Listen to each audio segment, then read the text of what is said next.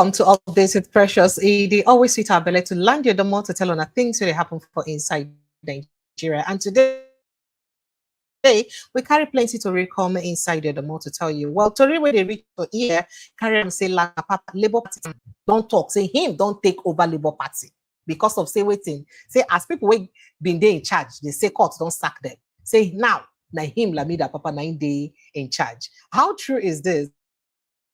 Well, we'll jump inside this matter proper in the course of this conversation. But speaking about Labour Party, you know, say today, Labour Party through with Peter Obi and Alex Otti then call for NEC meeting, National Executive Council meeting. So they hold that meeting for Transcore and the meeting go on. All the big wigs for inside Labour Party, they ready. In fact, now there they compass vote of confidence for inside Peter Obi and Alex Otti. And Peter Obi don't talk, say they go correct all the mistakes we say they make for 2027. Labour Party, now they refer to like that.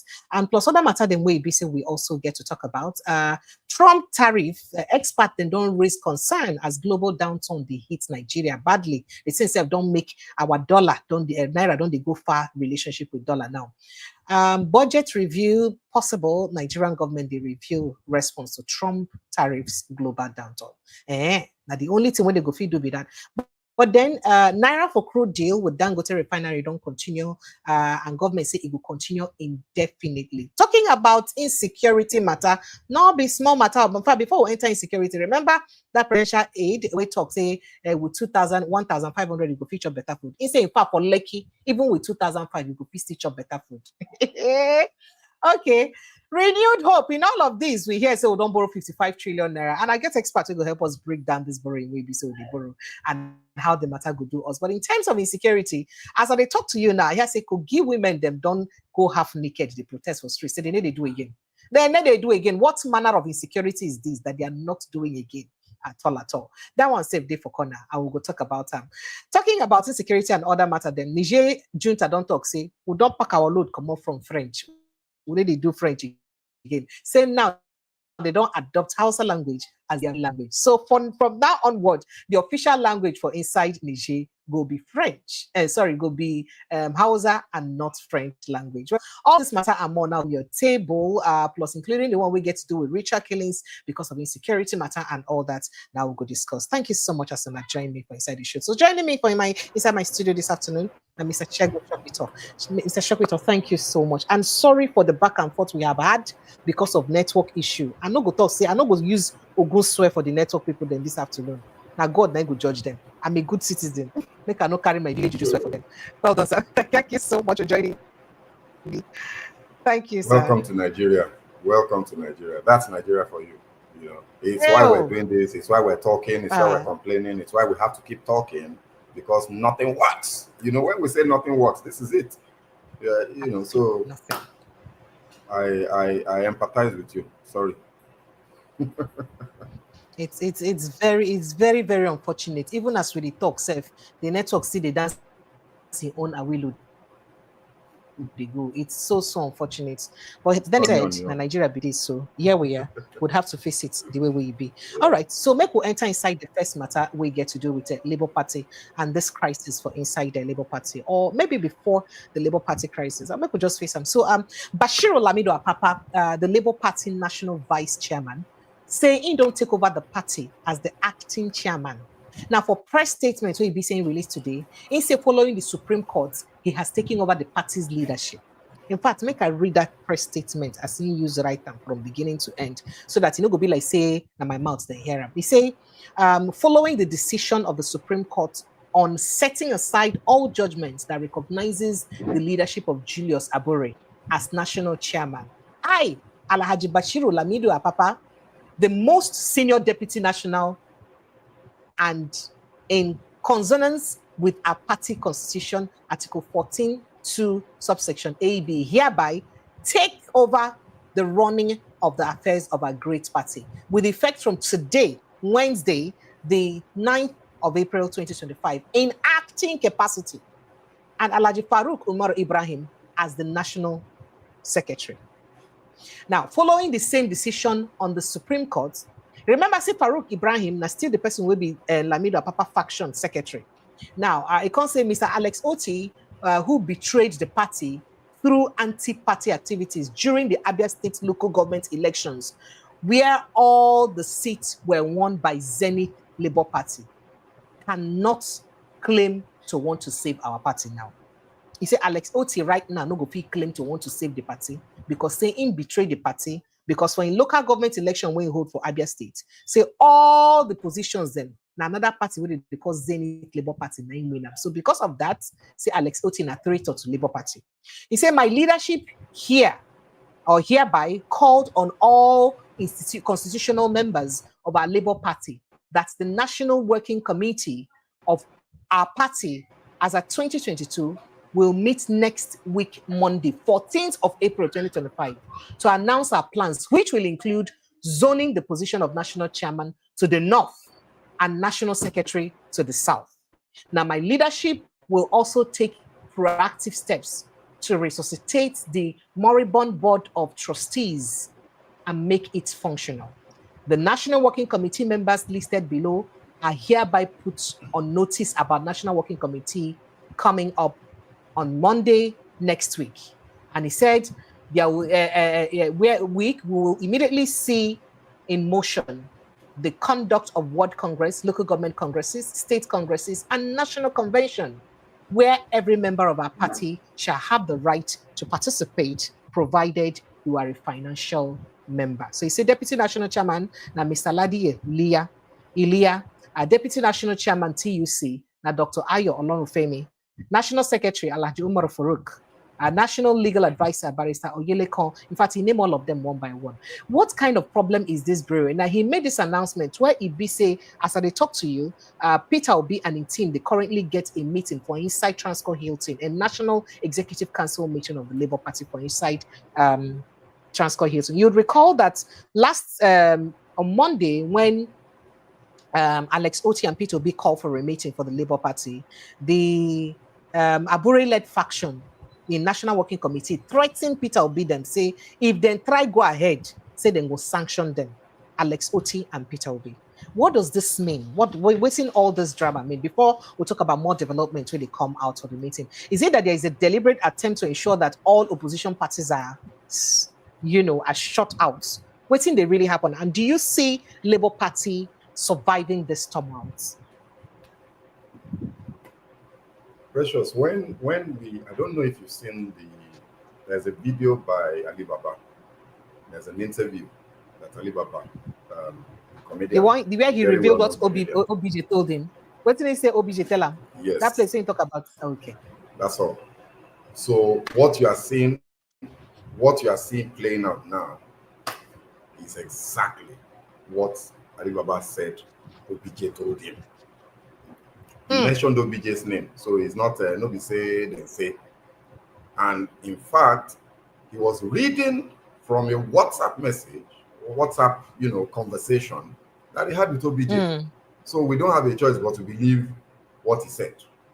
And one of the strategies, and it was like politics 101, like OBJ believed that Alibaba may have some sort of political ambition, and he wanted to lecture him like, okay, my young man, if you want to do politics in Nigeria, especially for the office of the president and the office of the governorship, these are the things that you need to do to win. You need to do. Focused on the issue of the presidency. Yes, he focused on the issue of the office of the president and told Alibaba the strategies that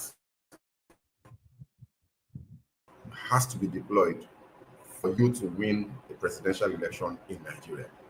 And one of the things that he said is exactly what we see playing out now in the Labour Party. One of the strategies that he said you have to adopt if you must succeed is that you must destabilize all other parties. All other parties apart from your own must be destabilized. You must get people to decamp from your own party and go and join the other parties that you believe are contending parties that may have a chance to stop you. You must send people in there or find people in there that you can compromise to create chaos and confusion. And what we are seeing with this Apapa man is exactly that. This man has, right from before the elections in 2023, has been a huge clog in the wheel, or a log in the wheel of the progress of the Labour Party since before the presidential elections. And after because he the claims he's court been in the ruling, party long before he claims he's been in the party long before Peter Obi and the likes of Otti and the rest of them. Yes, So and there's evidence in that regard. But that notwithstanding, he's obviously a fifth columnist. He's obviously somebody who has been planted to ensure that the leadership issues are never resolved.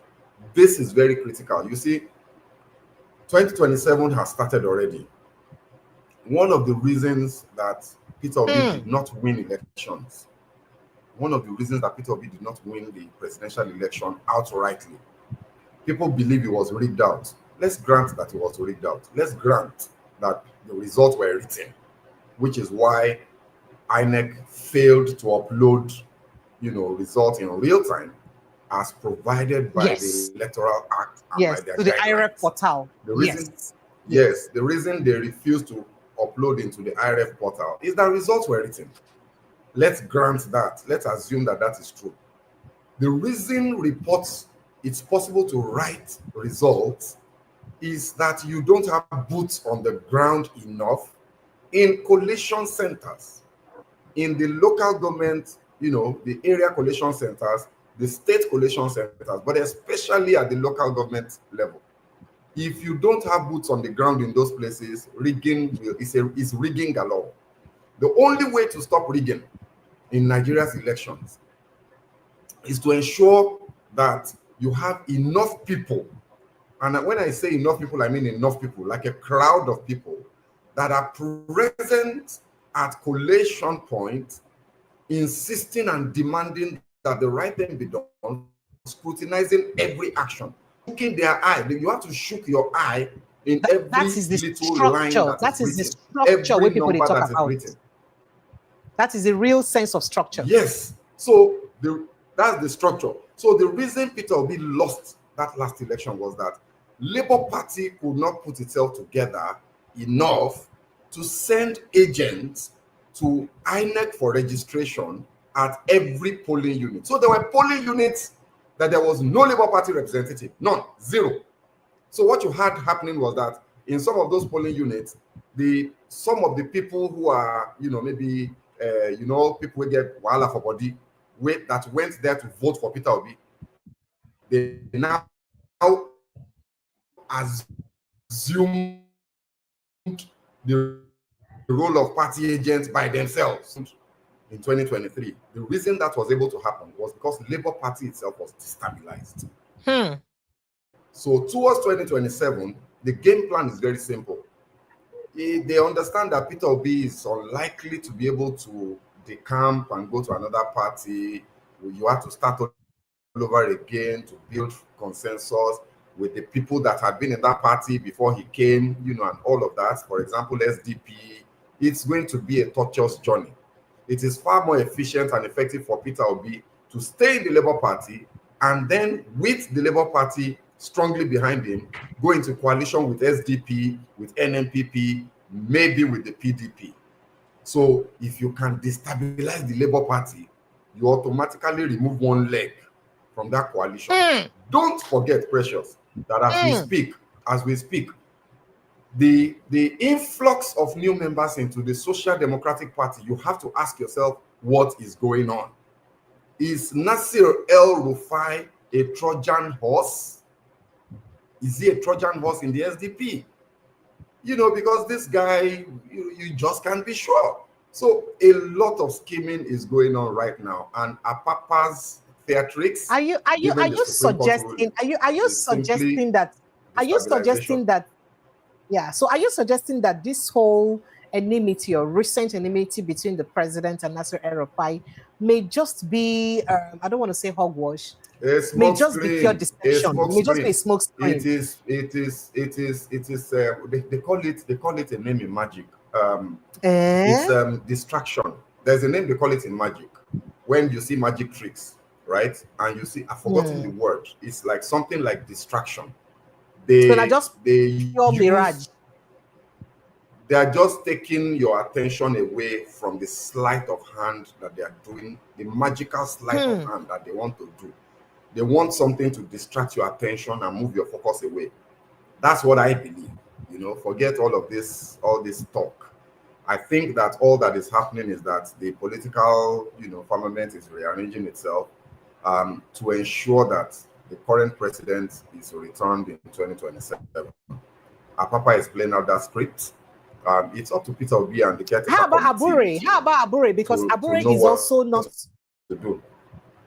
Okay, so how about Abure? Abure doesn't look like he's quite innocent in this, because why would the Supreme Court make a clear judgment that states that your tenure don't end? 1. 2, say every case where be say the person will appeal the case carry come court to Supreme Court, will be another Osman appeal come. Say they affirm all the things we should talk and say she did right. But say all the cross appeal where you do, say it no go. Meaning say your case, then strike and come on, say you no reach. But you claim say the appeal court, the Supreme Court actually affirms the fact that the party structure is in charge. That means now you still in charge. I don't understand. Like, I don't understand what is going on. So are you sure that the Abure himself is not even worse? He may not be worse than the person we're thinking about. I mean, politicians are such interesting creatures. It's quite incredible how the politician's mind works. I listened to Yomi Arabambi. You know Yomi Arabambi, right? He's one of the Abure guys. One of the Apapa / Abure, it's all, they're all together, they're working in league. As far as I'm concerned, Abure is compromised. There's no doubt about it. Nobody can convince me otherwise. Nobody can convince me, because the actions that he took in the run-up to the elections, the actions that he took after the elections, the actions that he's taking currently shows that he's a fifth columnist. Look, for the kind of, and I say this purely from an observer point of view. I have privileged inside information, quite all right, but I'm speaking as an observer. The kind of groundswell of energy that rose up behind Peter Obi in 2023, between 2022 to 2023, it is literally impossible to stop a movement like that. It was a genuine organic movement of the people. I've never seen anything like that before, where citizens on their own contributed their own money.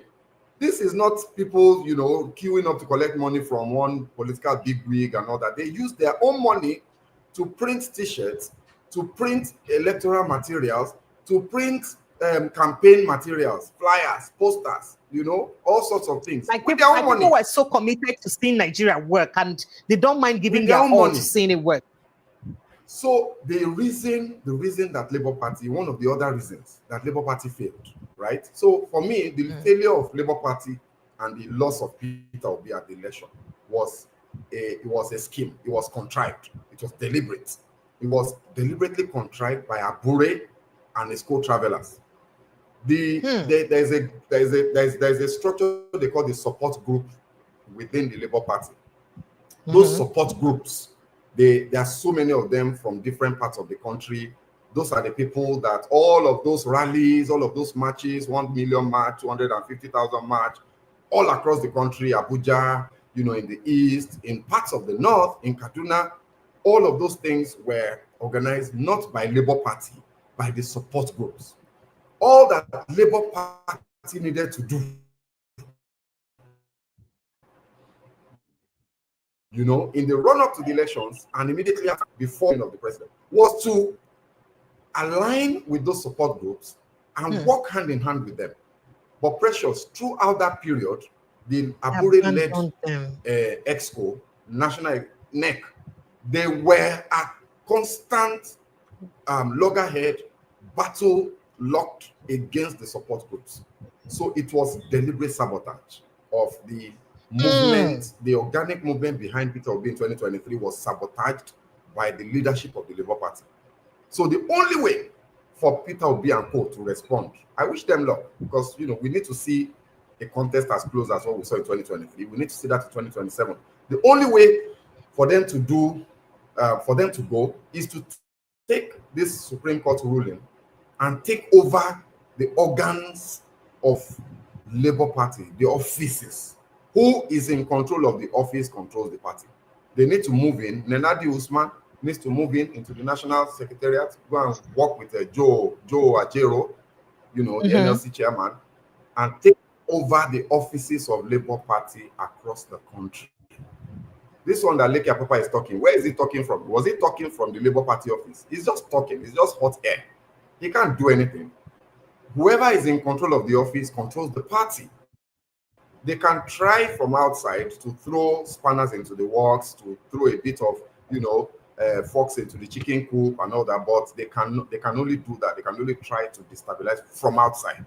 So my suggestion to them, Nenadi Usman and the caretaker committee, is take over the organs of the party and just begin to coordinate and organize the party, working hand in hand with the youthful, energetic Nigerians that carry Peter Obi on their back to win 6.1 million votes, supposedly, in a rigged election. 6.1 is unprecedented. It's something that's never happened in the history of this country. Never happened. So never happened. All the times Buhari had tried president, has attempted, he never got close. All right, sir. But what is the big deal, really, if P2B had to leave?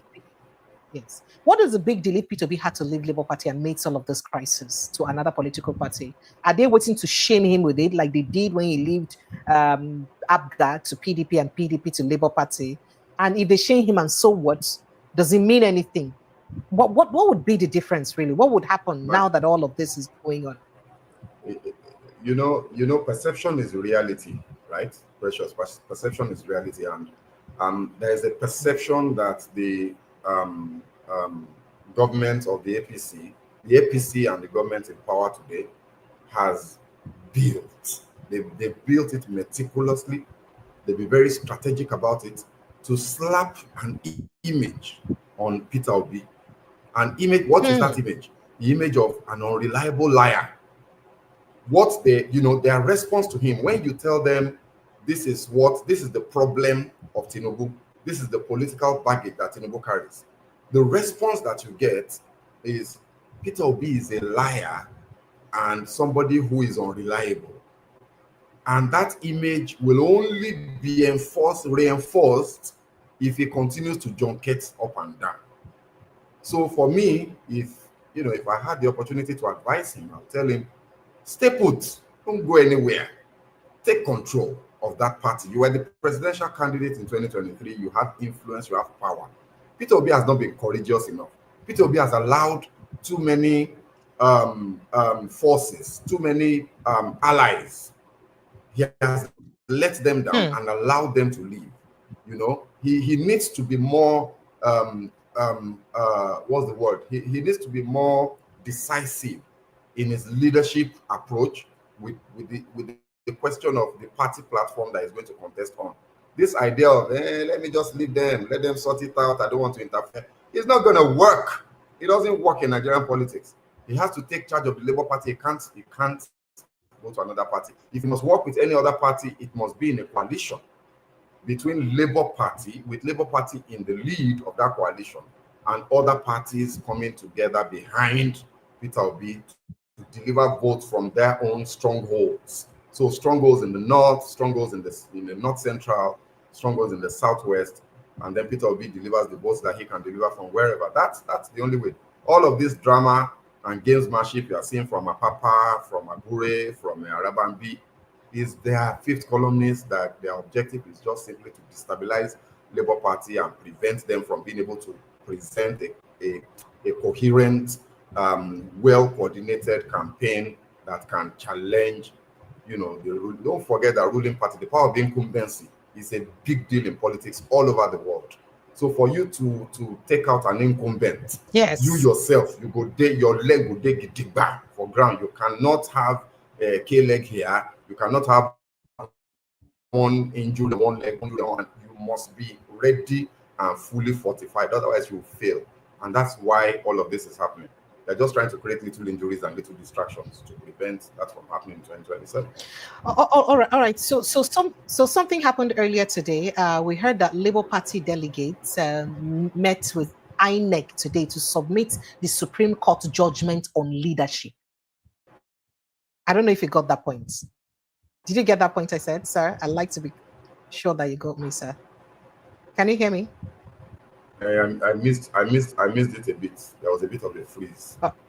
Can you repeat? Okay. So I was saying that here the Labour Party delegation met with INEC today to submit Supreme Court judgments on the leadership.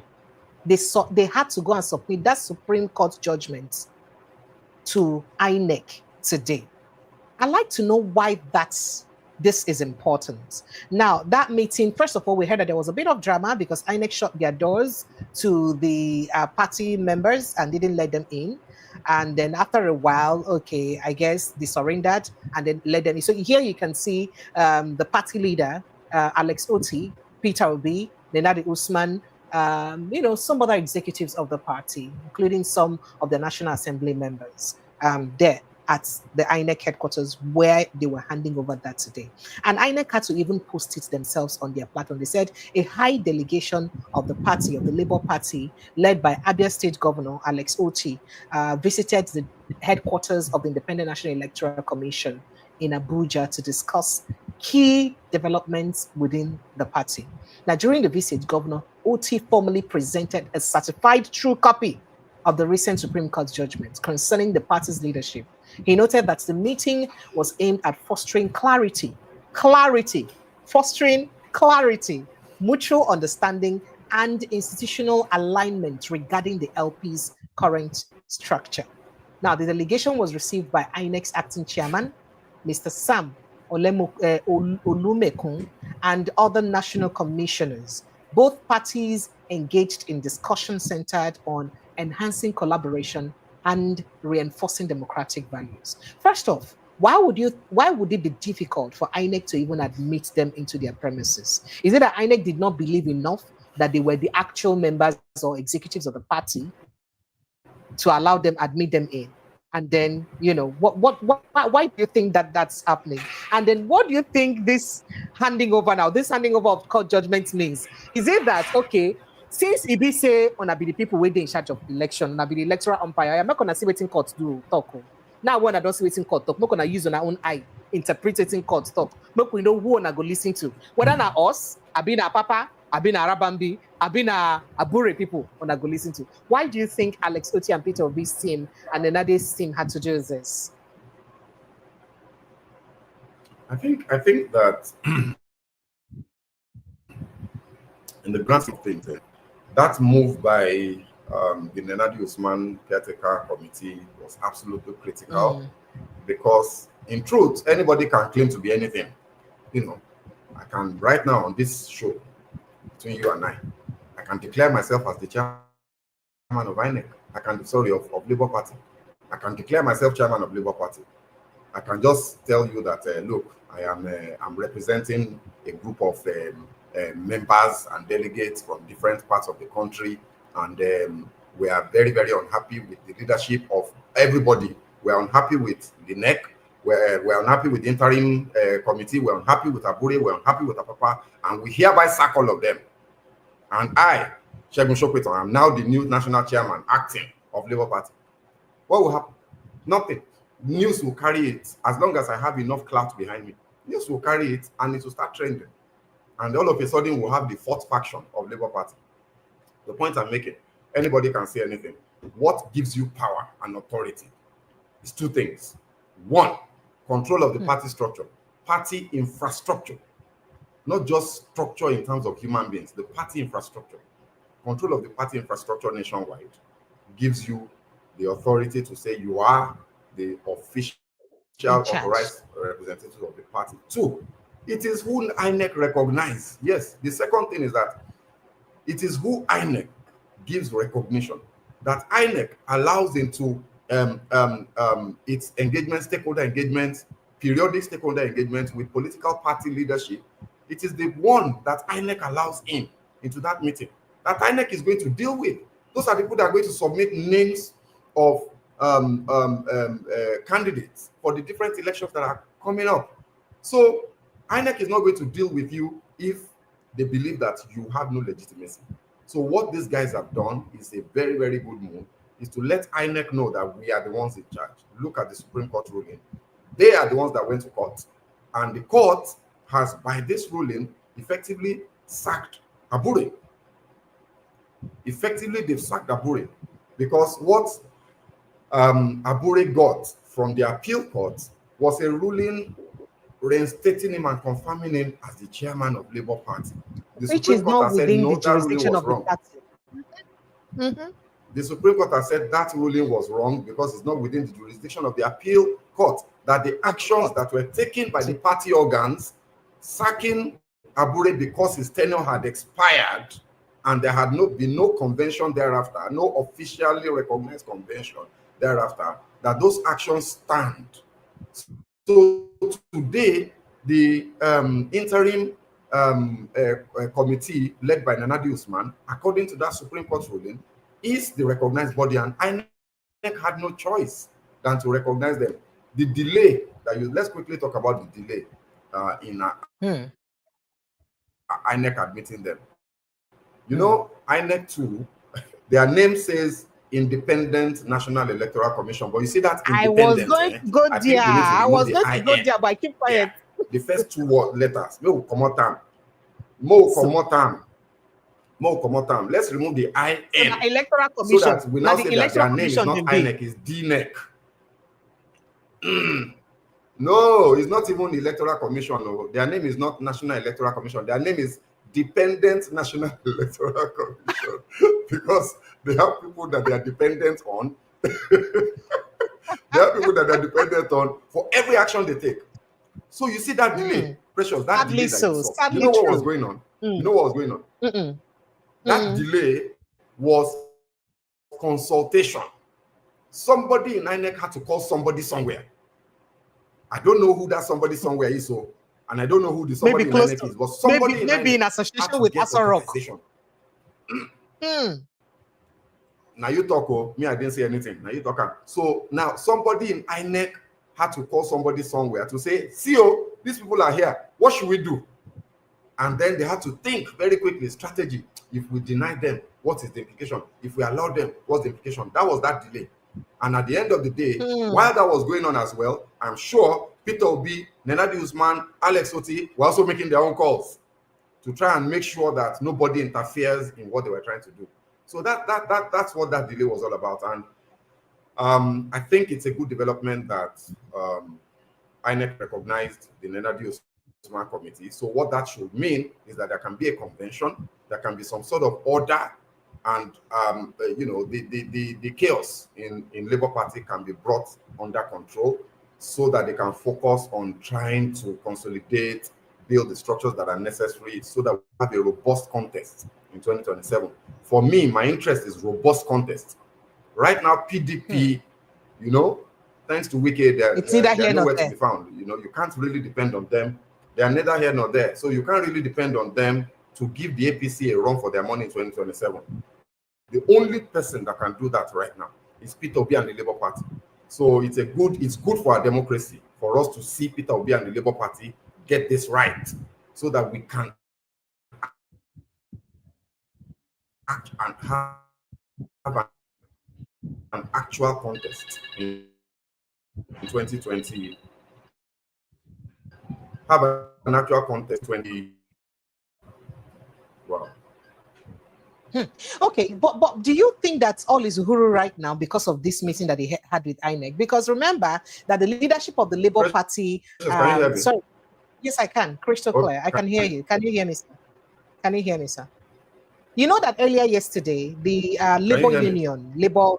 Yes, I can. Yes, I can hear you, sir. I think I have a device problem. Let me try and sort it out. Okay. All right. Okay. All right. Because I can hear you crystal clear. I can hear you very well. Can you hear me, sir?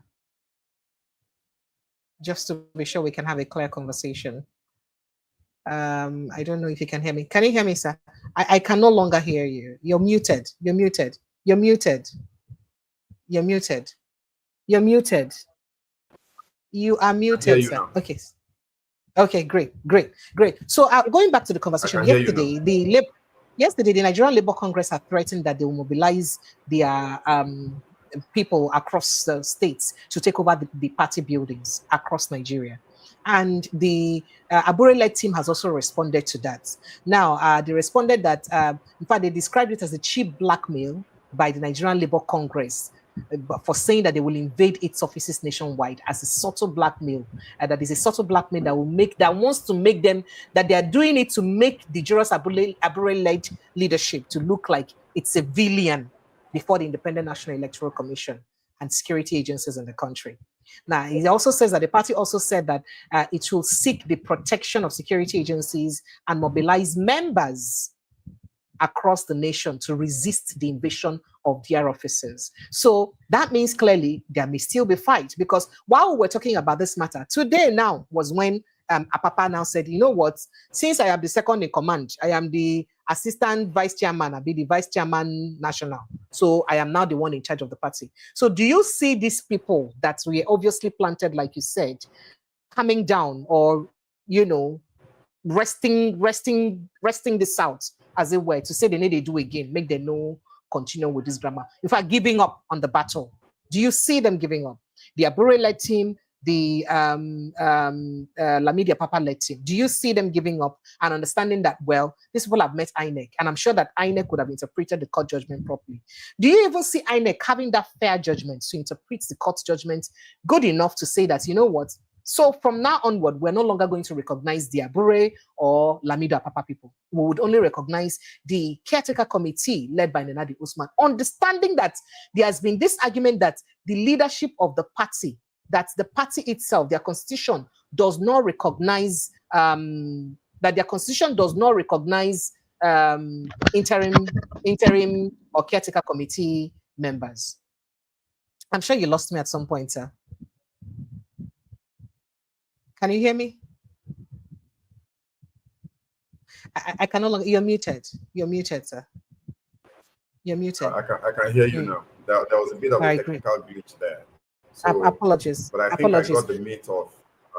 I got. Okay, so the Labour Congress threatening that they're going to send their members to occupy the party structures, and then the Lamidi Apapa, the Abure-led team saying that they're blackmailing them to make them look bad before INEC and security agencies, and also INEC on the other hand also having the fair judgment to want to admit to the fact that this court judgment, this Supreme Court judgment that Alex Otti and Obi and Nenadi Usman has given to us, let's interpret it fairly, without that, game that the Abure team is playing, understanding that the INEC may not be truly as independent as they should be in this case.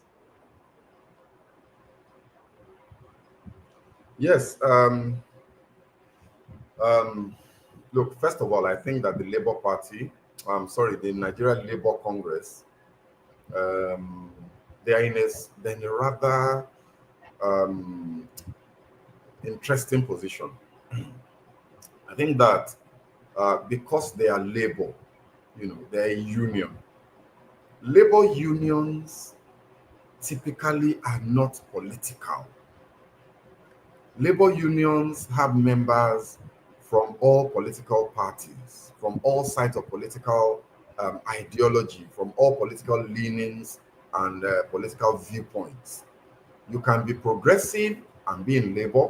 You can be conservative and be in labor. Labor is a representative of workers, right? So for me, I think it's a misnomer, and it's something that Joe Ajaero has to really. But you know that they'll claim they claim that in Nigeria, that is not only in Nigeria. They gave example of the UK, they gave example of other countries where you have unions also being part of politics. It's nothing wrong with labor unions supporting the political party movement. Look, there is a difference between the union and the party. Please, we need to make that distinction. The union, the union is not the party is not the union. The union is a trade union. There are actually laws and laws of the land that governs how trade unions are supposed to operate. They are not a political party, and they must not confuse themselves with the fact that you are Nigerian Labour Congress does not mean that you are automatically a part of Labour Party. Even though, having said that, I'm very conscious of the fact that NLC birthed the Labour Party, that the Labour Party was actually a creation of the Labour Union. But having created the Labour Party as a political platform to express, the political aspirations of union members, the union must ensure that it does not confuse itself in terms of identity and in terms of legal structure. It must not confuse itself with the party. So I'm not particularly in favor of this idea of the Labour Congress saying they're going to take over the offices, across the country, and all of that. I think that will not serve the interest of our democracy properly.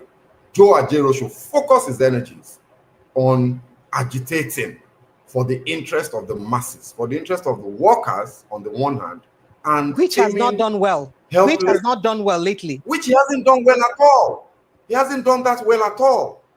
He has been a spectacular failure. This is the worst labor union president I've seen in my life as an adult, starting from the days of Kokori, and up until Adams Oshiomhole, before we started having the Ayuba Wabas and all of these other funny characters. Look, Ayuba Waba was. Yeah, I'm sorry. I may be speaking a bit. Yes. No, it's okay. You're on YouTube. You're on YouTube. You can go ahead and do you. Yes. This is not TV. At least NBC no fit come and they no fit harass me here. They no fit harass you. They never reach here yet. They said they will come, but they never reach here yet. Yes. As far as I'm concerned, Labour Congress needs to do better with pursuing the interest of the masses. They betrayed the Nigerian people on the issue of subsidies, on the issue of floating of the night. They betrayed the Nigerian people, the helpless, voiceless Nigerian masses. Joe Ajaero betrayed them. You should go back and go and see how you can fight for the interest of these people and leave Peter Obi, Nenadi Usman, Alex Otti to deal with the political side of Labour, which is the Labour Party. You should stay out of it.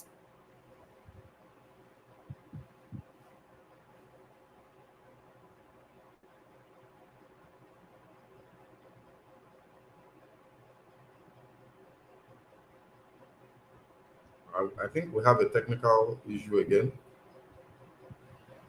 Apologies. All right. So, yes, I am. I can hear you. So, moving on to still part of the conversation, there has been an argument by the Abure-led team and other people, including this Apapa team, that the constitution of Labour Party does not make room for interim or caretaker committee, which is the position that Nenadi Usman occupies. Will that not be a thing? Because that's where they're holding on to now. That the reason why they're still the ones in charge is because the constitution of the party no make room before. Say no room there for inside their constitution for any interim government or interim caretaker committee. And at the end they hold hand, we make them say, na Abure still be the person. Maybe na DFF Apapa they hold hand now, we make an talk say, as Abure, court don't come out Abure, na he go there in charge. So what do they do about that? That's why I keep saying that. Do you see Peter will be surmounting this? By the way, earlier today now, people they yap Kenneth Okonkwo. He left the party because he says that Peter will be, in very raw words, does not have the balls to play Nigerian politics the way it should be played. But now they see him for the meeting of the party. People don't talk. So did you just crawl back to the meeting of Labour Party now, to the next meeting? What are you doing there? But do you think that Peter Obi has not gathered that mind? That's will, as people like Kenneth Okonkwo, they expect them to get. And then you speak to the aspect of that constitution, which is still an integral issue, because that may take them back to court again. I don't know, but they may likely want to go and contest that out in court.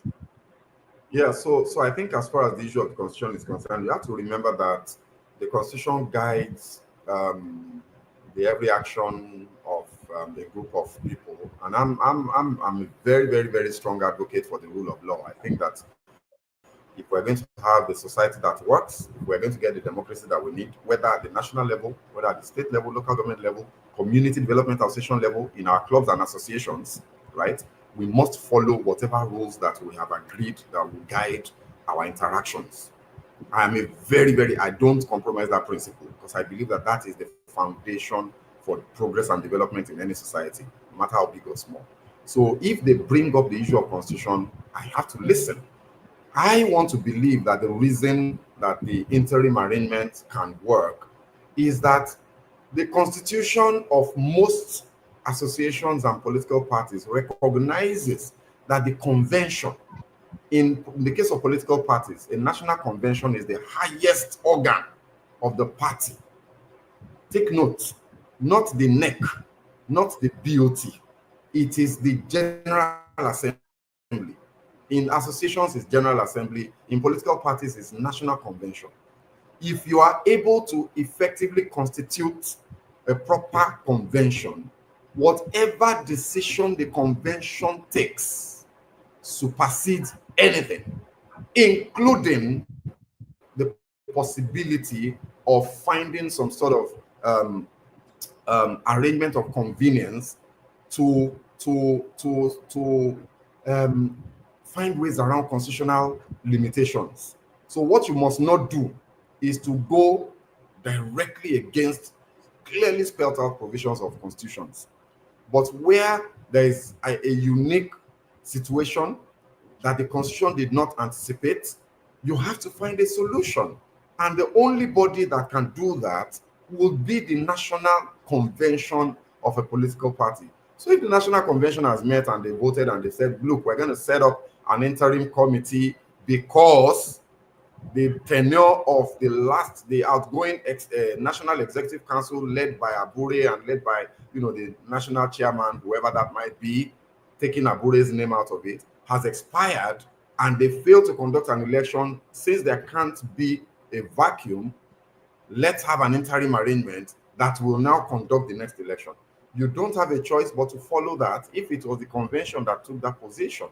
So for me, I think that is probably the argument of the interim committee led by Nenadi Usman, and I would expect that they take whatever remedial actions they want to take very quickly, so that they can resolve these issues as quickly. And then on the Peter Obi, Okonkwo, and all those, look, the earlier Peter Obi shows leadership. Let me borrow the words that you borrowed from Okonkwo. That the earlier Peter Obi shows balls, stands up like a man, and takes full control of the platform upon which he can fulfill the mandate of teaming Nigerian youth from across the country to go for that presidential office. The faster, the better for him. He needs to do it. He has to understand that he cannot be this nice gentleman that I'm a trader. You can't be doing that I'm a trader thing in this matter. You have to be a lion and get up and take charge of the things that you want to take charge of. Okay. All right. Yes. So let's go. Well, he has said that all the big mistakes they made in 2020. There are different lions in this country. I didn't say any type of lion. Just he has to be a lion. No, it's okay. Now isn't okay ask you a lion. I just remember Kogi States. I can't remember saying Natasha Day there to tame the lion. So moving on to other issues. Oh my, I didn't say that. Now moving on to other issues very quickly. Very, very quickly. Peter Obi had also said that they are going to correct all the mistakes that they made in 2023, come 2027. And I do look forward, like you said earlier, that he will be able to do that. But I have people standing by to join the conversation, but I'm sure they can hold on a bit because I had to release you. But what is going on with this trade tariff war with Donald Trump and countries? People are shouting, our Naira is already dancing a willow to the dollar. What is going on? Are we going to survive this? And then Nigerian government, other countries that Donald Trump is summaring, permit me to use the word, summaring tariff. They retaliate one way or the other. Our own retaliation to affect to manage our budgets, to realign our budget and our retaliation. What is going on? I really like to understand what's happening because Nigerians too need to understand. There is this recent surge in the price of dollar recently within the past 2 days, and Nigerians are worried because the one way we say go down small, we'll never see the effect for markets. Then another one, don't they go up again? What are we going to face? What is going on, sir? Yeah, absolutely, Precious. I think that last bit you said is just is the tragedy of all of this, is the fact that the moment we are beginning to see a bit of stability, which has not percolated down yet into prices in the market. No, not yet. For the ordinary Nigeria. All of a sudden, Donald Trump don't scatter everything. Donald Trump has now decided that he wants to be the lion of White House. the Lion of America, the Lion of the world, and is picking fights with everybody. It's very unfortunate. What has happened, whatever Nigeria's response to the Donald Trump tariffs slammed on Nigeria is irrelevant. We don't do enough trade with America for us to be we're irrelevant. We do our trade with America is just about 5% of our total exports, so it's insignificant. That 14% that Donald Trump slammed on Nigeria will not do anything, to us. That's not the danger. That's not the problem. The real problem comes from the ripple effect, the collateral damage that this pronouncement and this war that Trump has fabricated out of the blues. Congratulations to everybody that supports Donald Trump. Congratulations to Nigerians that fought tooth and nail and made enemies of their friends because of Donald Trump that lives in America. Donald Trump. We warned them. Now look at what is happening. Sometimes when we're commenting on the politics of America, people will say, face your own problem in Nigeria. What is your business? Because it has its own ripple effect on us now. So what we they are the leaders, they are the world powers. So what are we talking about? Yes, I always tell them, don't be silly.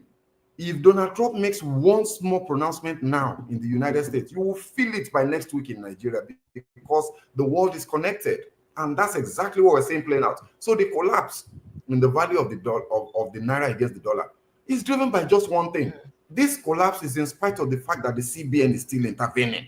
The CBN is still propping up the value. That's why it's been stable. Yes, so they spent over 7 trillion naira. Remember that they spent over 7 trillion naira recently to wedge the naira.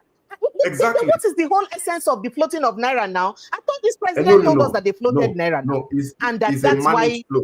It's a managed float.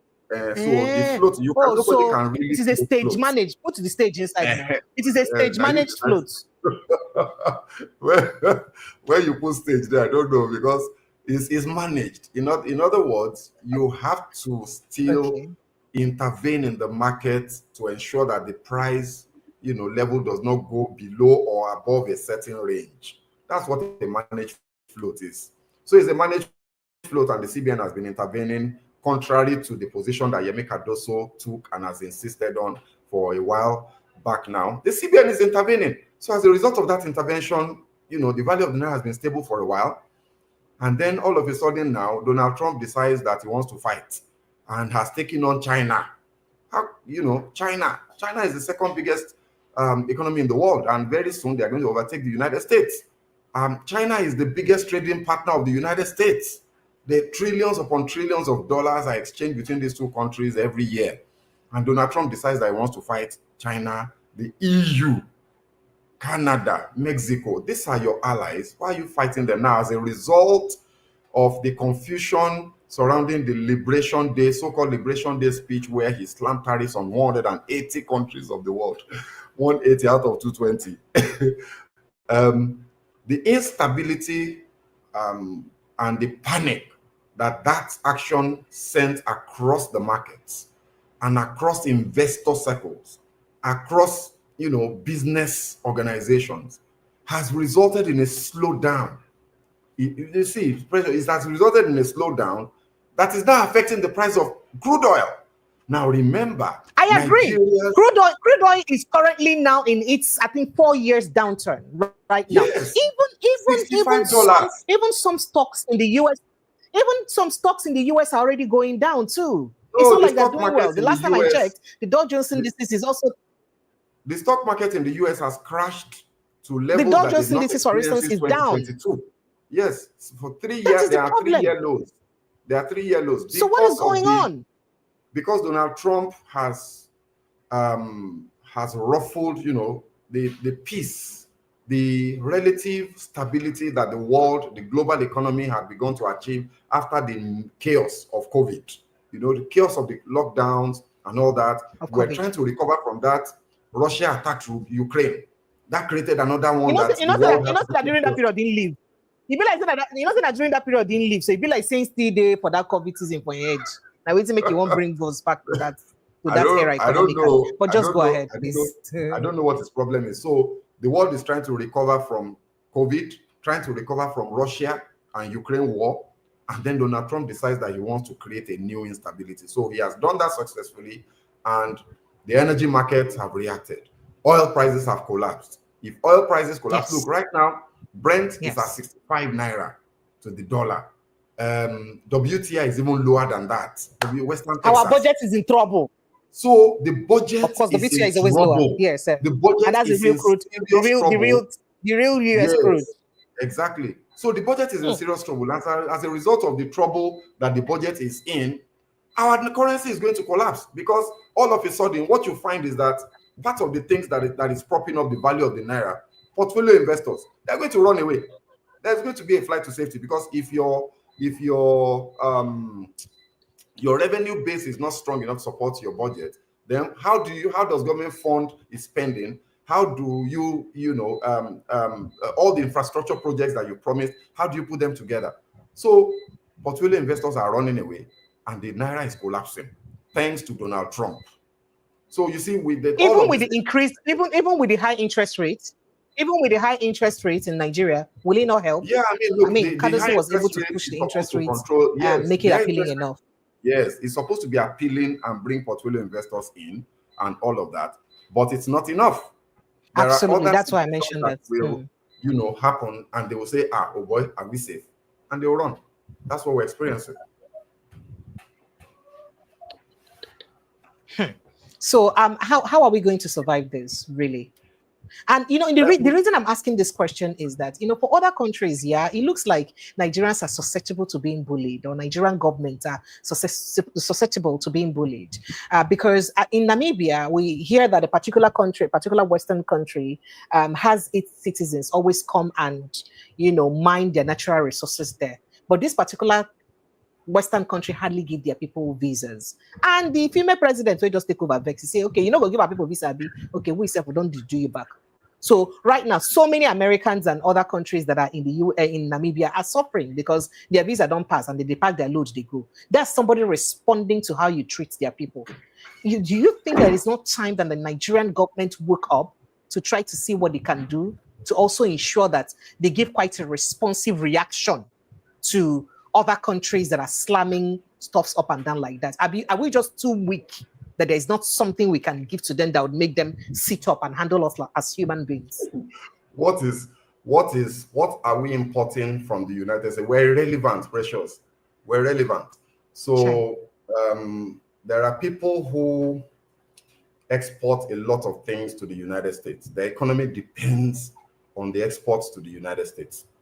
They don't import too much from the United States. They import from other parts of the world, or they import some things. They have some sort of balance, but they know that they need that export to the United States. So as soon as Trump did what he did, they quickly carried their cap, removed their cap from their head, and started begging, cap in hand, to Trump. Organo vex, sorry, we repent. We will reduce our tariffs against your country. Because they don't have a choice. They depend heavily on the United States. In our case, we don't depend heavily on the United States. The United States does not depend heavily on us.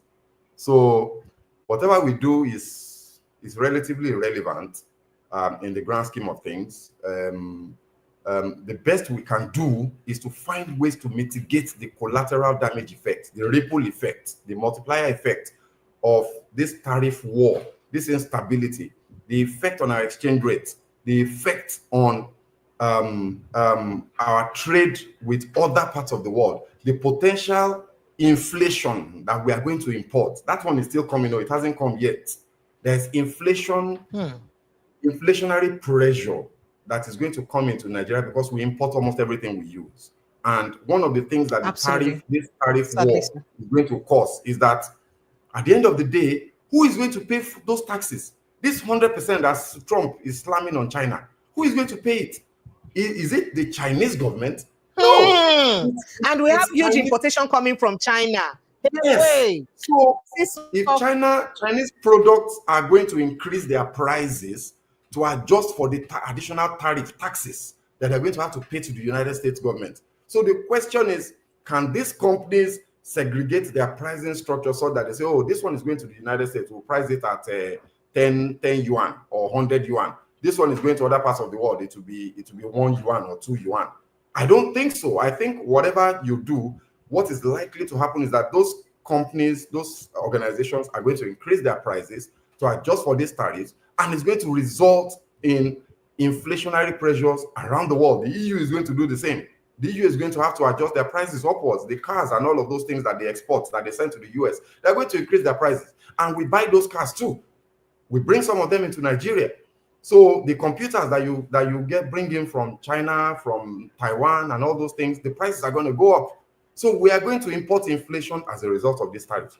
What proactive steps can we take in advance before this thing happens to prepare ourselves for the shock? You know, so we have window dressed our inflation rate from 34% to 24%. If we are not careful, you saw that window dressing. Is that how did we do that so magically? How did we do that so magically? You know what happened? I was going to have that conversation with you. I was waiting for you to have that conversation, because you know that after the MBS released that statistics, do you know what they did? Weeks after, you go back to their website, you will not see the data of how they arrived at that figure again. They don't come up. They don't want to keep them there again. What make they come out if they're proud of what they do? And you know, still speaking on things that we may possibly do, the presidency has come out to say now that the crude for Naira still stays. Is it because they have made good with Dangote now? Are they finally going to do without importation of petroleum products? Or is this because this is the only way that we're going to sustain our Naira for now? Is this why the presidency is saying this? And are they just saying it because they want to say it, or they're saying it because they want to do it? No. Thank you. You know, say one thing I'm saying. Remember, say, I'm sorry, Sal. Remember, say this same presidency. I don't know why. You know, so only the say our elder they lie, but they pay me well because I looked forward to this particular one. Remember that the wake of the end bad governance protest last year, August, presidency on a national broadcast, it wasn't that it didn't come from his mouth, promised us that he was going to ensure cut of tariff, absolute tariff-free importations on some selected items for I think 150 days, if I am correct, sir. I know it's a bit of forgetting. I be the point of class. Now AI make. So, and he said he was going to bring in, and some of these products were special grains, including pharmaceutical products. Yes, and people come they feel like say, this president gets sense well, you don't they help us. You know, say. And rice, that's why I say grains. Rice, I think grains, what's it they call it when they use the flour? Rice, for some of those grains. Then you understand? Maize and all maize and all that. So we were happy that at least for 150 days, we could start our house with some goods and drugs. We'll go fear afford. Till today, a president of a country that swore to protect lives and properties of the 8 citizens is yet to live to that expectation. One, no single tariff-free product came in. The president is here to tell us, oh, my people, sorry, say I know if you do this same way, I tell on her. This is not the reason we make I know if you do. Is it not shameful and embarrassing that a president made such a promise on a national broadcast and is yet to live up to that expectation? I beg, make her they let you handle them one by one. So we attend to the crude for oil thing, and then we get to this. Yes. So the crude for oil thing, I think it's very important that you brought that up, because one of the other reasons that we're seeing the collapse, in my view, one of the other reasons we're seeing a collapse of the value of the Naira is the fact that for the first time in many months, everything, all of the factors in the oil and gas value chain, we went back to importing them. We're importing crude.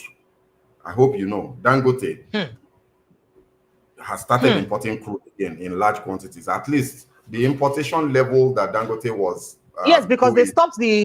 The Naira for crude. So the importation level during the Naira for crude reduced. So during that Naira for crude arrangement, we're importing. Yes. Dangote was still importing some crude. You know, the marketers were still importing some refined products, right?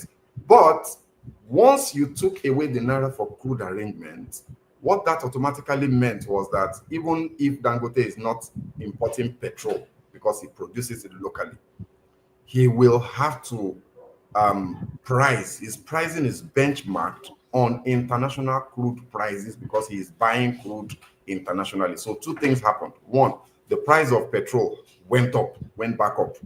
That's one, because we went back to benchmarking against international crude prices. The second thing that happened was that Dangote's importation bill, in quote, increased. If he's not getting the crude from Nigeria in exchange for paying Naira, he will have to get more. Nigeria's, yes. No. Why should he even buy Nigerian crude at all? Why should he buy it at all? Because the crude that he's getting from according to some expert sources, the crude that is getting from some other sources in the United States and places like Brazil and all of that is of a better quality than our own, even though our crude is one of the best in the world. So that created additional pressure on Dangote, PMS from Dangote. But with all of this scatter that the government did, all of that equilibrium that we're beginning to find got destabilized. And that's why you are seeing price of PMS have gone up. And that may have had an impact in the collapse on the price in the exchange rate of the Naira as well. And then the other matter that you referenced, the issue of, what was that again? Help me. You brought up a second matter. I talked about the president promising to give tariff-free selected items and never lived up. Exactly. Yeah, so unfortunately, that kept getting postponed, and the last that we heard from the government on that was that it was going to be implemented in October last year for 150 days. Even though the announcement had come since 2024, it never got implemented in that October. Still has not been implemented now, and we are not getting any explanations from anywhere. To be honest, I don't know exactly why that happened. I'm not particularly surprised that we've not heard any explanations, and the president has not apologized to Nigerians for not fulfilling a promise he made to them as a part of the measures to reduce the impact of his policies on poor Nigerians. No apology, no reference to that. I think Nigerians have gotten used to being treated badly by their leaders. And that's why we are also not complaining. Ordinarily, we should have complained. There should have been a lot of noise on social media about that matter, because the president does see social media posts. Remember, he was saying that they abused the hell out of him on social media, that he stopped going there. And his BP used to rise up. And his BP used to rise up. Yes, exactly. So, and his BP will rise. So it would have been good if we had complained. We didn't. Because I think the Nigerians have gotten used to this, and it's quite unfortunate. So we hope at some point further down, we'll see an improvement in that regard, and we'll see the president implementing, what he promised Nigerians. Okay, so just before I let you go, do you believe that Tinubu's economy is working so well, and that unlike in the US, you cannot buy a plate of meal for $1, but you can buy a plate of meal with $1 equivalent in Naira with 1,500? He could look clear all this system. See, the guy that said that is actually a friend. In Lekki, you can even buy for 2,500. I know that he will be your friend. It is who will be your friend. Oh yeah, help us tell us sitting there your friend. He's actually a friend of mine and an associate from so many different platforms, and I was so disappointed in him, because I know him. Tokwe is a very brilliant guy. I admire his brain. He's got a brain in his head. And that thing that he said did not come from the brain I know he has. That came from a political brain. Sometimes they swap. So, more like, use the brain part of his brain. Talk up. And pick up the brain. This is sad. Tokwe is my guy, so I'm sure he will laugh when he's hearing me say this thing. But look, that statement was very unfortunate because it was insensitive. He came on air subsequently. I think I watched him yesterday on Arise TV, where he tried to do damage control and tried to provide a bit more context to say, no, he is not insensitive to the suffering of people. He's just saying that $1 can feed a person in a day. So, sorry, Mr. Fashua, you are wrong. $1 is 1,500. A meal, there's no way you can eat a normal meal for 500 naira, because if you are saying you can buy a meal a day, that's 3 meals now. I'm sorry. Have you been to Mama Puts? Have you been to real Mama Puts these days? Even real Mama Puts are no longer Mama Puts in again. It's really, really. It's really unfortunate. You know, it's unfortunate. I mean, there's nothing that you used to buy as a poor person that is within the reach of poor people anymore. Gari is no longer within the reach of poor people. People are now resorting to eating biscuits. So if Tokwe is saying that it's okay for me to buy cabin biscuit or Costa biscuit of 200 naira, and if you see the biscuit that they're selling for 200 naira, you don't lose weight. A child, a nursing of 6 months cannot eat that thing and be satisfied. Yes. Have you even seen aggregate bread of 500? Feed, have you seen aggregate bread of 500? You press it together. Yeah, I mean it's you can't feed a baby with aggregate bread anymore. A loaf of bread is 1,400, 1,800, depending on which type you want to buy. You know, so it was an unfortunate statement. And I think that the point that Tokwe missed is that, like somebody said somewhere, 1 naira.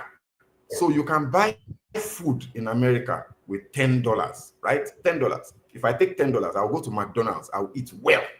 I'll go to any eatery, I'll buy the Big Mac or whatever, you know, they have different little burgers and all that with a bottle of Coke, you know, and I'll eat and I'll be okay. Excuse me, what can 10 naira buy you? Because if you want to go that direction, then you have to look at it, compare the currency in the country with the currency in this country. If you don't want to use that argument, I was even going to say compare the purchasing power.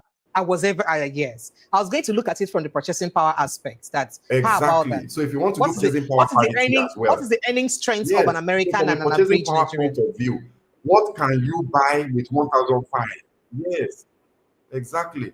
So it was an unfortunate statement. It was just somebody. I listened to him, and you can see that he was struggling against his own better knowledge. The things that he was saying, he lacked conviction in them because he knew that they were not true. He's a brilliant economic mind, so he knows that what he was saying was not true. The policies of to answer the question, the main question is, how has the Tinubu economy performed? We have two economies under the Tinubu administration. We have the fiscal economy, and we have the masses, the economy that affects the Nigerians. So if you look at the fiscal side of the question, you say, oh, the debt service obligation to revenue ratio has improved significantly. We're trending at over 110%. In other words, more than 100% of federal government revenue was being used to service debt. So there was no money left to do anything. But during Buhari's tenure, it was about 96%. Yes, it got to 110. It got to 110, then came back down to 90 something. So now the argument from Tinubu's people is that that number has gone down to 65. And we have borrowed extra 50. We have borrowed more 55 trillion naira, even in this same regime that subsidy removal has helped us also reduce our debt profile. So what are we talking about? Did we borrow those money to not pay the old debts? Absolutely. Okay, so what did we really spend all the money we borrowed on? Absolutely. So that question will be answered by Tinubu, not me, because no be me spend them. So now, for me, the problem is that for me the problem is that all of this, economic theory. Oh, we have fiscal balance. We're no longer at risk of bankruptcy. If it does not look, I'm economically educated enough to know that when you remove subsidies and government revenues improve, that it's going to result in hardship. And that hardship is difficult to take away in the immediate term. It will take you 5 years to adjust, to put enough measures in place to take care of that hardship. The problem that we have is that the money that has been saved as a result of these policies. Precious, do you remember the promise? Even during the days of Jonathan, when they wanted to remove subsidy, they said when they remove the subsidy, they're going to buy buses, they're going to build school, they're going to build hospital, they're going to fix roads. The money that they saved. Yes. Where is all of that? As we speak now, it is 2 years. It's 2 years. No, they say the governors are getting more money. So they say governors are getting more money. So we should hold our governors accountable. Where is the money? Look, Precious, leave the governors out of it for a second. Leave the governors out of it. The federal government of Nigeria, where is the money? Where are the schools that we're building that the federal government is supposed to build? Where is the money that is going into the federal universities that are owned by federal government? Where is the money going into hospitals, federal-owned hospitals? Nothing has changed in those areas of infrastructure. Where is the money going into road construction across the entire country? Things have gotten worse. We're talking about Lagos, Calabar, and what's that place called? Badagry to Sokoto. Phantom projects. So the Lagos Calabar is going on, but it's one out of how many? So we're not seeing the commensurate spending from the subsidy removal. And if that spending is not happening, the percolating effect of those savings that would have gotten down to the masses and given them money in their pockets for them to then begin to take care of the additional hardship they have, it will not happen. The money is disappearing as usual. And that was our fear. When I resisted subsidy removal in 2012, the reason I was against it was because I knew that the money would disappear. It will leave, you take the subsidy, you save the money. Instead of the money coming back down to the people, it will hang in the middle of the air and disappear. And that is what is going on now. The governors are stealing the money. The money saved by the federal government is also not being accounted for. Where is the money? If we see the money, then we can take the hardship and say at least we can see what they're doing with the money. Where's the money? So we really have a serious problem. I have a lot of questions to ask you, but somebody here says that one-room apartment in America is 1,000 euros. America is more expensive. $1,000. I think he's trying to say, perhaps defending what. Yes, but that guy should ask himself. Let me answer that question. That guy should ask himself what minimum wage in the United States, precious. On minimum wage, you will rent a 1,200, 1,300, 1,400 apartments. You will pay your utility bills. You will pay for power. You pay for gas. You pay for water. Right? And then you will still have enough money to cover transportation and food. Minimum wage. Do you know how much minimum wage in the United States is? So this guy, he should go and fact check himself and understand the issues. Minimum wage in America is several multiples of any of the things that you want to spend money on. Minimum wage in Nigeria is fractions of the things that you want to spend money on. I hope the guy understands what I just said. Okay, multiples and fractions. Yeah, so speaking about subsidy removal now, we do know that there is barely any country in the world that does not subsidize a thing or two for their citizens, especially basic things like housing, food, because they understand, and of course energy, because they understand how essential these things are to people's daily living, right? But the Nigerian government will tell you that even though they remove subsidy in energy and all that, and they're not subsidizing food, but they're subsidizing education for us. But since the inception of this president, Tinubu's administration, is education still really subsidized, considering that immediately enter office, tertiary institutions, their school fees increase? When make students then be they talk? So is that a thing that we should be happy for? Waiting as an economist, waiting and waiting with the Nigerian government, they subsidize for its citizens, where make people say, oh, it day enough, did they do well? Considering how other countries they subsidize things for their people. Now you make, no matter how poor you they abroad, at least they should see food.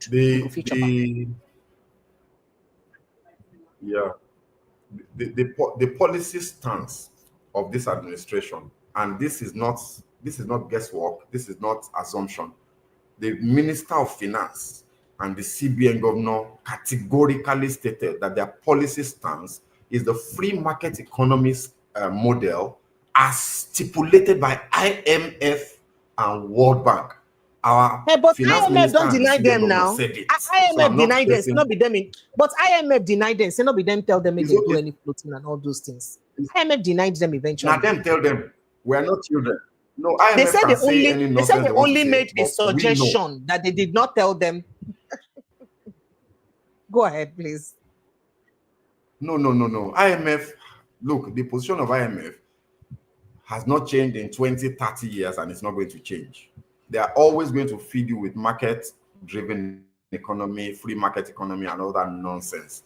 Things that they don't practice in their own countries. Absolutely, so that's the point another I'm thing. making is, as far as the Tinubu administration is concerned, yes, subsidies are bad, even though subsidies are being used by America, they're being used by the UK, they're being used by the EU to target specific sectors of the economy and drive growth and drive consumption and drive development. So, but in our own case, subsidy is bad. We have removed petrol subsidy. We have removed healthcare subsidy indirectly. We have removed education subsidy. All the subsidies that Nigerians used to enjoy, they are gone. right? Because the IMF says subsidy is bad. The president is not thinking about the people, thinking about Nigerians, getting to understand that these policies affect ordinary Nigerians, and some people are developing blood pressure. People are jumping and committing suicide as a result of these policies. The president needs to understand that these policies are affecting real human lives. These people are not statistics. They are not numbers. They are real human beings whose lives have been made far worse as a result of these policies. What is the use of your economic policy if people are worse off? They are worse off than you met them. If you can't make my life better, can't you live but we're making our country better for our unborn generation. That's what the president said. You know, we have to think about our unborn future, even though the living is still dying. So, but I have to think of the unborn future, sir. Sorry, sir.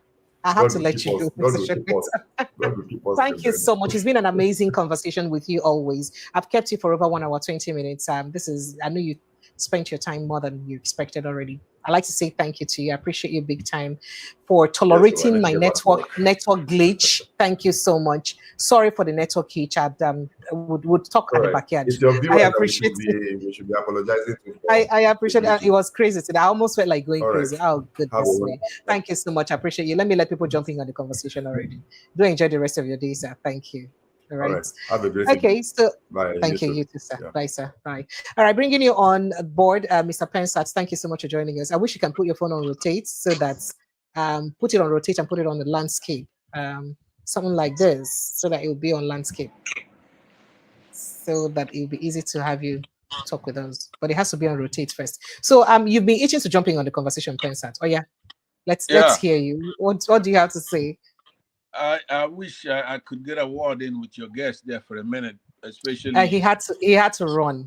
He had to run. No problem. Because I was going to ask him if he knows what the trade deficit between the United States and China is. And it's like 1% of the American economy. That's $295 billion in 2024. That's a substantial amount of money, right? So are you defending? So that's enough to defend the Trump tariff, right? Absolutely. As a matter of fact, he's not going far enough, especially when it comes to China. That's they've been very crooked and very tricky, both manipulating their currency, but also in trade, right?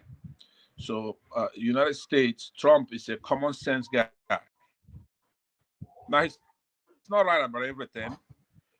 The way he talks sometimes, I wouldn't talk like that, but he wants to protect the American people, the American economy. That's what presidents are supposed to do. So if he just puts a tariff on China and then leave Vietnam and the rest of them, and then China is exporting stuff to those countries, it eventually ends up here by cutting those steps. So not only that, almost every country has been taking advantage of the United States over the years. So that's why we have to look at these things individually. We don't have to judge his immigration policy with his trade policy. We have to look at them, whatever merits they have and stuff like that. Now, if you're the Chinese, of course, Trump will be a bad guy, right? If you're an American, he's not. That's the way it works with interest. So your guest there was wrong about that. But more than that, now, Madam Precious, I felt neglected for a long time back there, waiting for you to bring me up. Apologies. So my guest had a timed meeting, so he had to also leave. And I needed to extract as much as possible from him before letting him go. So it's good to have a give and take. As a journalist, you know that it makes for with the state of our country right now, it would be good to have ideas, have them challenged. Because one of the problems I had, if you recall, the first time I saw you, I was on edge because all Nigerian, what do you call them, journalists, there's a game they're playing. Right? Mr. Pensat, people are waiting for you. People want to jump in on the conversation. Do you want to yab me as a journalist, or you want to just go ahead and join the conversation and make your contribution so that we don't keep people waiting? I know, but you could bring them in while I'm here. I don't mind. I won't be here long. So all I'm saying is that we cannot be doing a he said, she said, right?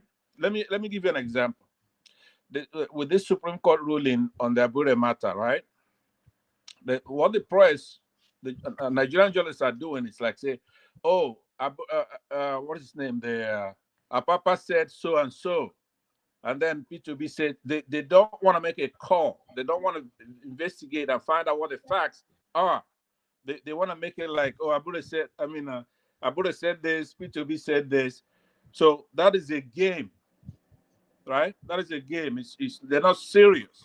For example, if you set that standard, if somebody's sentenced to die for, say, you bite somebody and you go to court and the court finds you guilty and sentence you to death, right? And then you go to the corporate and it goes, look, my interpretation of it is that I'm to be released. So the press will be going, okay, this guy says he's going to be released. And the state says that they're going to execute him. But who's right? So Mr. Pence, I am not going to answer you because you'd be very unfair to me with this statement. If you have not seen me take a stand several occasions in this conversation, even referring to audio conversation from court, from the judge's mouth himself. I had said that on this show. Maybe you did not watch those episodes. Yesterday, I referred to what the judge said from the audio extraction from that court judgment and how it speaks to the fact that Abure's tenure had expired and that he did not listen to any of Abure's cross appeal and appeals. And it approved all the appeals by Nenadi Usman, who took it to the Supreme Court, thereby affirming the fact that Abure is gone. I said that. So if you're saying that all Nigerian media is doing who said it, then I think you're very, very, very unfair to us, honestly. No, because, and just so you know, it's not such an easy job doing journalism in Nigeria. But the people stand up and stick their neck to do their job. I think you should appreciate them. No, it's not you per se, but I'm looking at the whole thing when you look at the aggregate of it. Even with your conversation with your guest here, now you just go through social media, you're gonna see them posing that question. Okay, now this faction says this. That's no faction, right? You have corporates, miscreants, who are making a fool out of the Labour Party, right? So we cannot be giving them fuel. All right, the same thing comes down to when they went down there to INEC today. Now, the question which you hinted at a little bit, but it was like milk toast, even from your guest. The question should be posed to INEC. Why would you not let those people in? It's not a question for the Peter Obi to say, hey, why didn't they let you in? These are public officers. You're supposed to go there and question that INEC chief. Not only about him rigging the election and having a pose that shows that he's partisan, right? So that the institutions have to be held to account by the. It's unfortunate that you have this mindset and you have been listening. And no, Mr. Pensat, it's unfortunate that you have this mindset. And I think you're again very unfair to both me and my guest if you have this mindset, because my guest typically spoke here that in fact for INEC they should remove the IN that are not independent, that are not independent here, that they are actually dependent because they're answerable to people. So if my guest had to risk his life to say that, and you come here to say this, I think you're very unfair to us. But I appreciate it anyway. It's your opinion, I appreciate you, sir. Let me say this in conclusion. Well, I never said that he didn't say anything. What I'm saying is that when they do say something, it's meek, right? It's kind of weak. It's timid. And then when it's on the other side... So he should do what? He should fight INEC and insult INEC and say that INEC are thieves, that they lack the balls to do the right thing. Your approach and another person's approach cannot be the same thing. No, sir. I don't agree. I do not agree with you. I refuse to agree with you. Look, I think there is this. I think there's no. I'm coming to you, sir, and I think I'll take your heads on this. I think there is a problem with most of you living outside the country and the way you perceive those of us living here.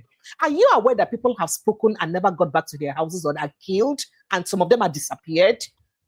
I think you should appreciate a few people who still manage to risk it all to talk. Let me tell you something. If in Nigeria they arrest you, they're doing you a favor, they're making you popular. If they arrest you, they're making you popular. You will be missing.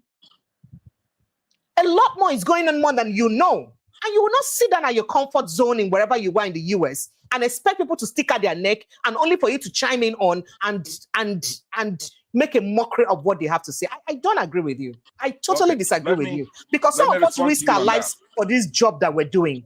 And it's very unfair when you think that when you make your statement because you believe or expect that we say things certain way, the way you would feel pleased for us to say it, and we're not able to meet your expectation, and you get upset. Let me respond. And then think we're weaker people because we don't do that. Go ahead, please. Let me respond to you because go ahead. The point you just made, right? I don't buy it. I don't think that the press in Nigeria have done a good job. Whether their lives are at risk or whatever, that comes with that territory. Now, they want us to give you a cookie. Those of us who are here, we'll come home. We have interest back home. That's our home. You're not more Nigerian because you're back home there than all of us who are in diaspora. And you have no respect for people who are in diaspora, as a matter of fact. Now, when we say you, we mean your whole profession, right? Not you in particular.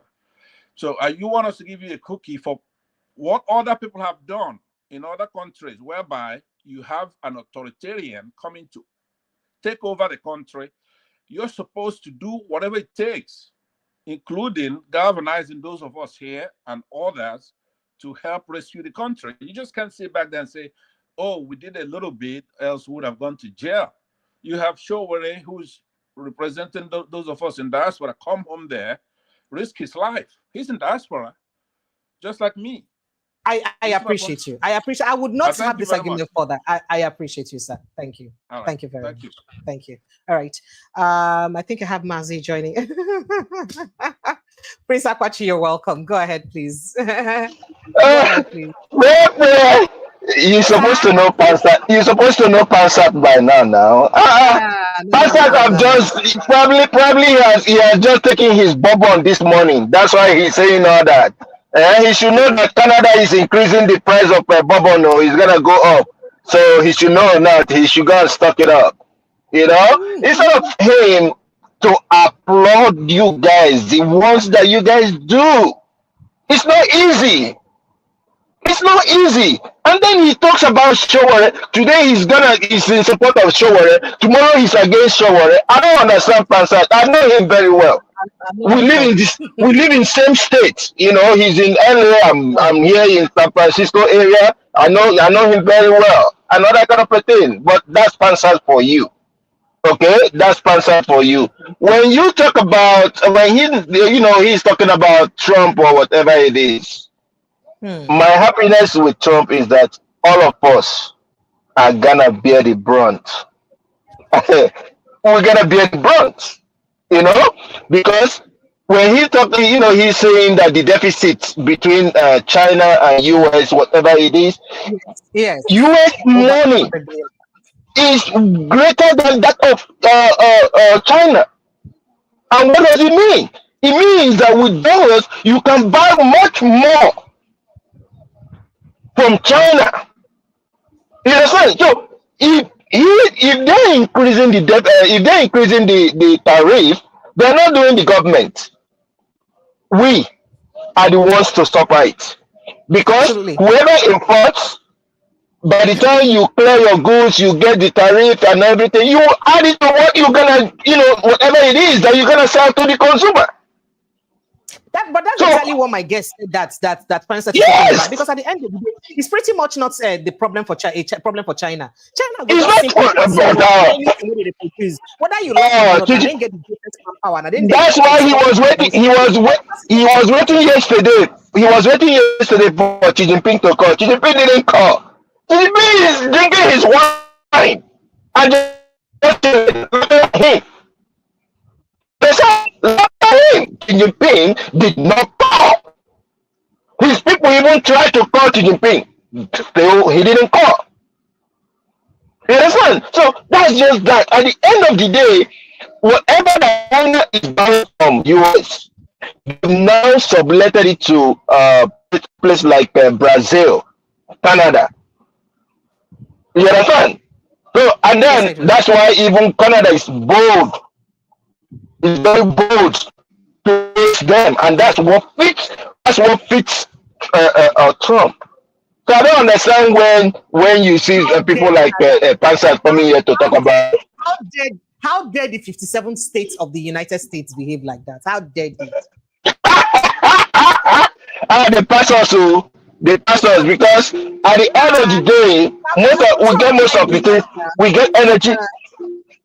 We get some energy from them. The wood, most of the buildings we will build mostly with wood here. Most of the buildings you see here are built with wood and all that. So before they use some kind of like cement or whatever to plaster and all that, it's wood, mostly wood. We get it from Canada. Okay, some of the meats come from Canada. The whatever that goes from here to Canada is even not that significant.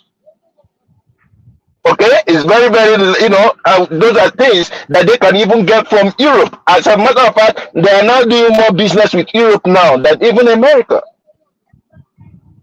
You understand? So the thing is this.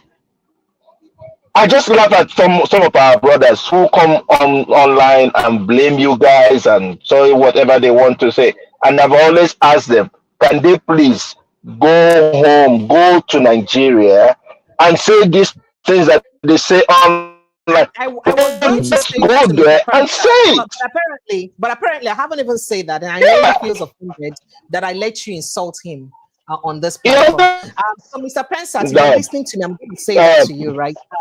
I don't like to, I'm not an arrogant person. I'm a very humble and meek person.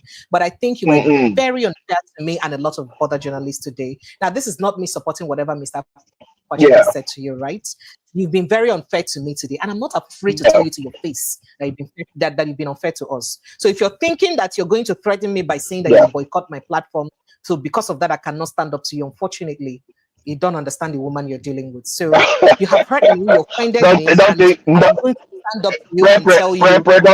Don't take that to heart. Don't take that to heart. I know, Mr. This platform does not feed me. Neither does it feed me. Tomorrow he will come. You will still see him tomorrow. You will still see him. You will still see him tomorrow. I beg you, please. No. Pansat, that's Pansat. We know him very well. Pansat have sent us to hell. He has sent some of us to hell before now, and we are still living. Right? We'll go to hell and we'll come back. Okay, that's Pansat for you. And sometimes, he's really educated. You understand? He's educated, and he's somebody that sometimes, he speaks reasonably well. It's okay. Thank you, Mr. Koch. It's okay. Thank you. Thank you very much. I appreciate it. Yes. So I just give it to him. And thank you for what you do. Don't mind whatever it is. We're strongly behind you. No matter what, we're strongly behind you. All right. Thank you. Appreciate it. Thank you. Thank you very much. Thank you very much. All right. I appreciate you guys. And I just want to say something really. People must not see the world from your lenses. People must not see the world from how you want them to see the world or from your perspective. People have the right to act, behave, view circumstances of life the way they want to see it. You understand me? And Pensat, this is actually, referring to how you expect us to behave that we're not behaving in Nigeria. If it is easy, you can come and help us behave like that in Nigeria, because only us living here know exactly how it is like. And as I said to you earlier, if you are even arrested, you're just being made famous by the government. Arresting you is not, I see people have been disappearing. There are journalists that have disappeared and their families are suffering their loss. Nothing has been done. You don't even know about it. You don't even know because they don't even make it to the news. So we should understand the sacrifices and risks that others are taking to be able to speak up. I'd like to say a big thank you to all of you who joined the live. Thank you so much. I appreciate you. I'm coming live again in the next 1 hour by 7:30. So husband material of the Honest Bunch will be joining me. Chukudi Ezugu. He'll be joining me in the next 1 hour, 1 hour, 30 minutes, and would get to talk about other things. Like we hear that Kogi State women don't go naked. In fact, half naked to say, you know what? We're done with this insecurity. Enough is enough. Bello and Ododo, come and see our nakedness so that people will stop this insecurity. And President Tinubu come and see our nakedness so that it stops insecurity. We're going to be talking about that and other issues, happening in the country. And if there's any development with the Labour Party, we'll also look at that when we come back at 7:30. I love you guys, no matter what. I love all of you. I appreciate you, including you, Pensat. I love you too. I love all of you. I appreciate you. I see you again when I come back in the next 1 hour, 1 hour, 30 minutes. Do have yourself an amazing, amazing evening. Don't go too far because I'm coming back very soon. I love you. Protect your mental health while you're away. While I'm away, I'll see you soon.